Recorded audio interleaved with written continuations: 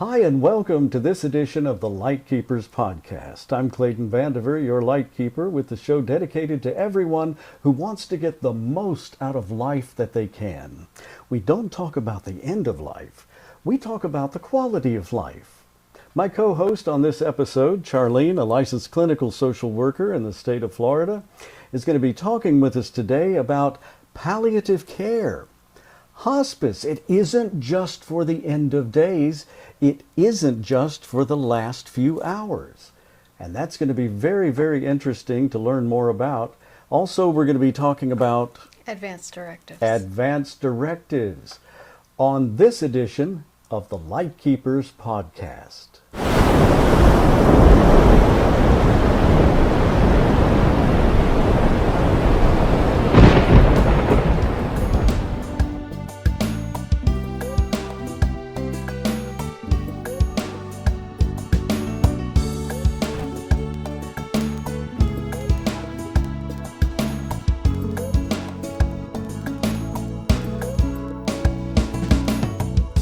Before we start, I'd like to invite you to please leave your questions or comments below. We love to hear from you, and every week we answer those questions and comments that appear online every Wednesday evening at 7 p.m.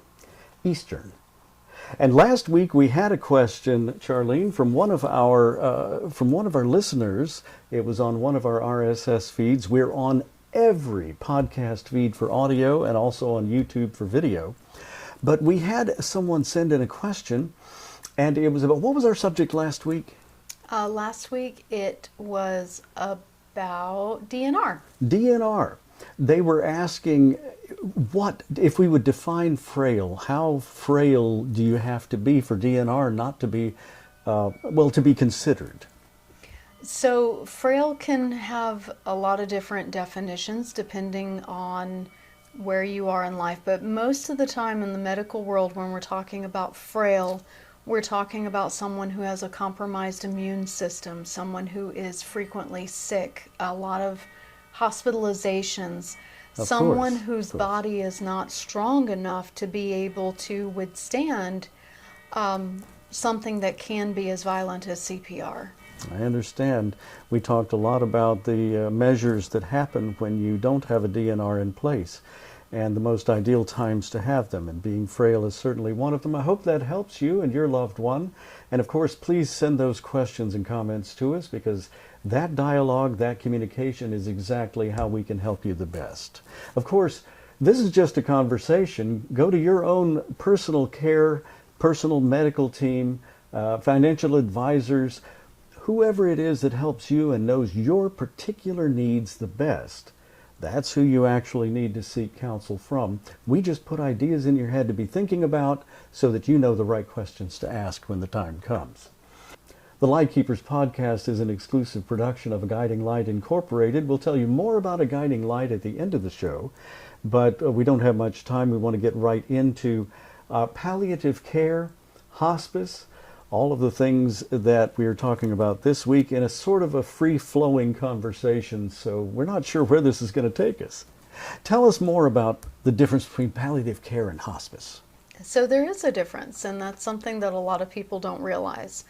Palliative care is when you have an illness that can be considered terminal, can be considered life-limiting, but you're not ready to stop treatment yet. So when you have someone who is in palliative care, this is someone who wants to be comfortable, wants to focus on relieving those symptoms, but also wants to continue receiving treatment. And, not ready to go to hospice yet. And hospice is basically where you're focused on managing the symptoms, focusing on being comfortable, and you've stopped treatment. You've made that decision that you don't want the chemotherapy anymore. You don't want the radiation anymore. And you just want to basically make the best of the time that you have. I understand. Well, you receive hospice care. Most people assume, I believe, that you just go in for the last few days or last few hours of your life. That is so true. That is so true. And it's such a sad assumption because there's so many people out there that could be receiving better care and their families could be receiving better support if they had known that hospice was for more than just the last few Well, days. what other sort of services does hospice provide? Well, your basic hospice team usually includes a physician, someone who is signing the orders for you to get the medication that you need. It includes a nurse, someone who comes out to check on you and make sure that the medications that you're being prescribed are working. Okay. And it includes a CNA, an aide, someone who comes out and helps with your personal care needs like bathing and shampooing.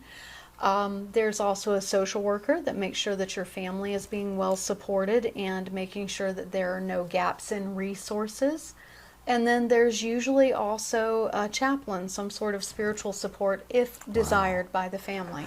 Well, of course, this sort of begs the question, how early then could someone become into the hospice care system so that they could receive? So I know a lot of folks, a lot of caregivers, a lot of families are concerned with where do they find a lot of these services that you just mentioned, and they could be provided for them, but how early, how soon, and when do you qualify? So in the United States, in order to meet the criteria to be eligible for hospice, you have to have a terminal diagnosis. This means a diagnosis that with or without treatment is going to cause the end of your life within 6 months or less, and that has to be certified by 2 different physicians. Well, 6 months is a lot longer time than most people that I've spoken with know that they could get into the hospice system and receive all of those helps, those assistances. Correct. Most people who come onto hospice services come onto hospice services within the last month of their life, and that's 5 more months that they could have been receiving better symptom management, better care, and their family could have been receiving better support. Well, one very interesting piece of trivia that I've stumbled across, a lot of folks tell me that when a family member goes into hospice, they actually begin to get a little bit better. They do. How does that work? That can happen. That can happen. And there's actually a lot of different reasons behind it.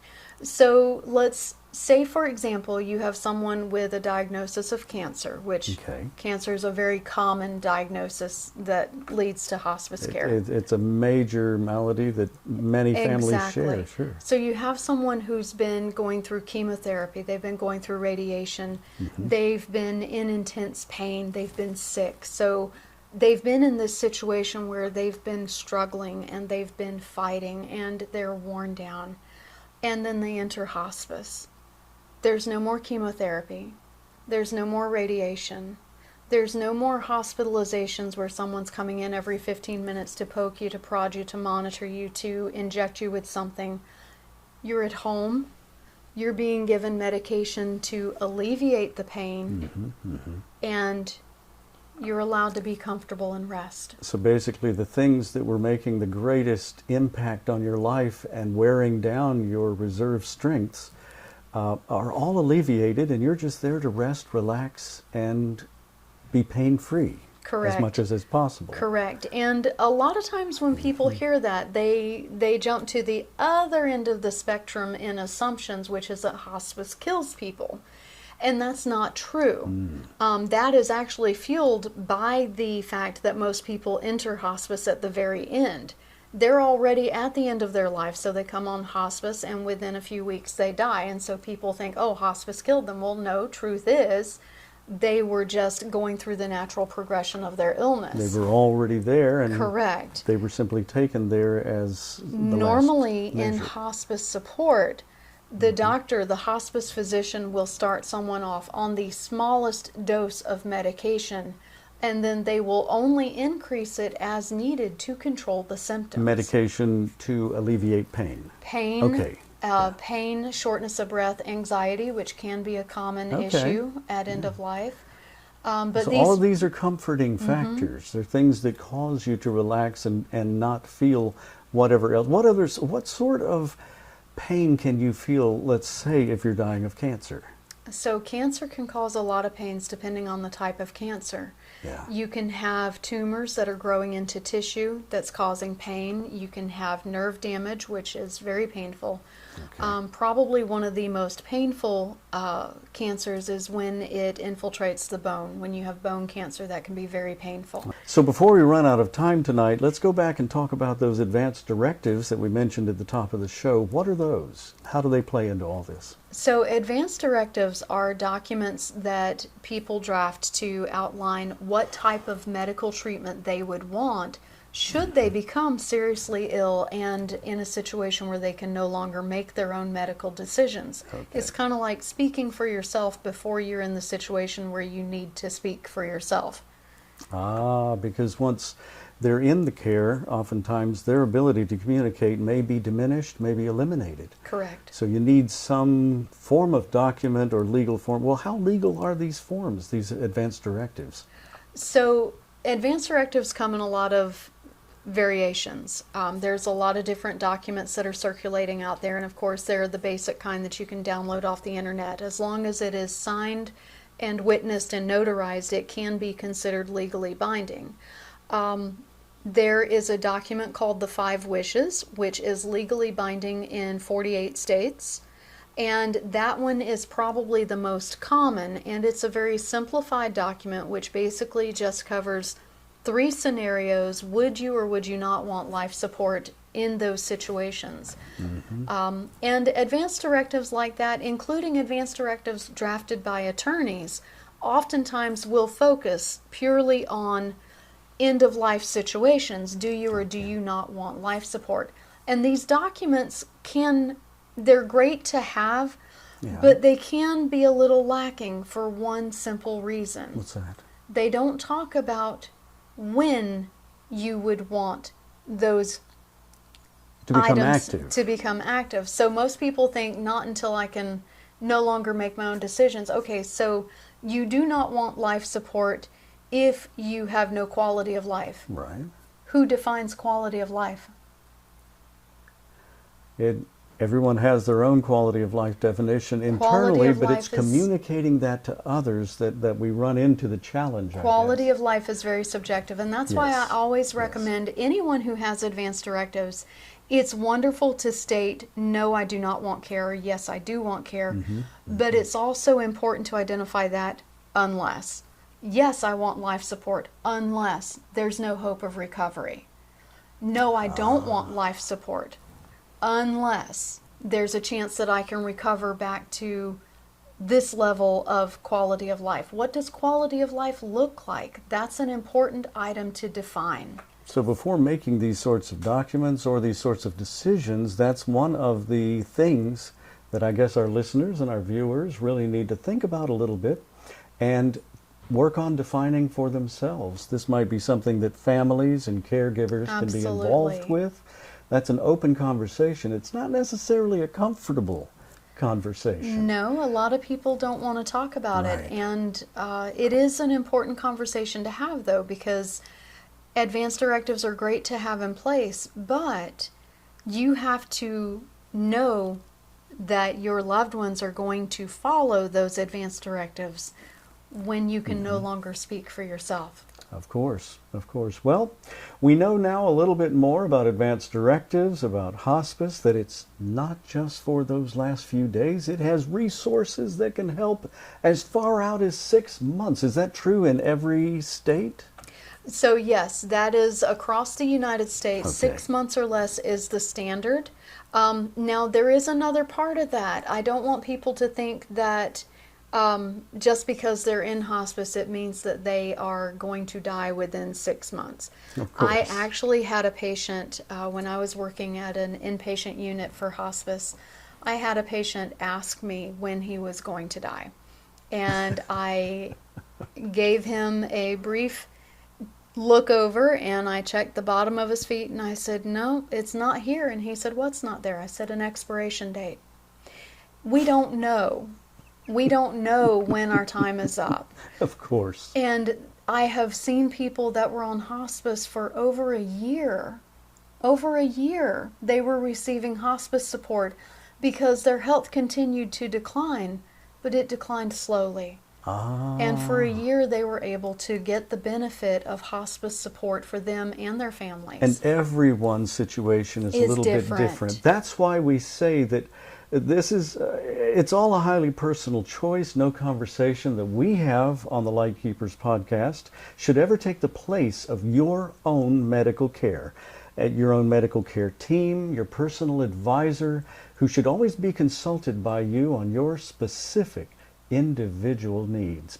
Correct. But people should not be afraid to advocate for themselves if it's something they feel particularly strongly about. And I can give you a wonderful example of this, a personal example. Okay.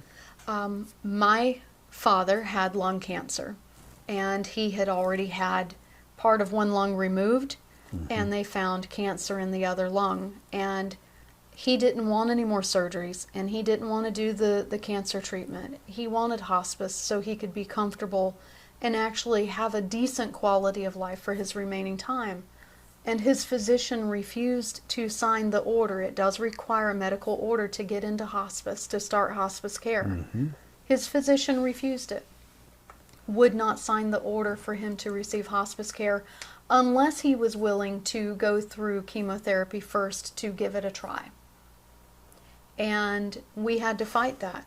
And we did end up having to go to the surgeon who had done the lung removal, the lobectomy, to get that order signed so that he could receive hospice support.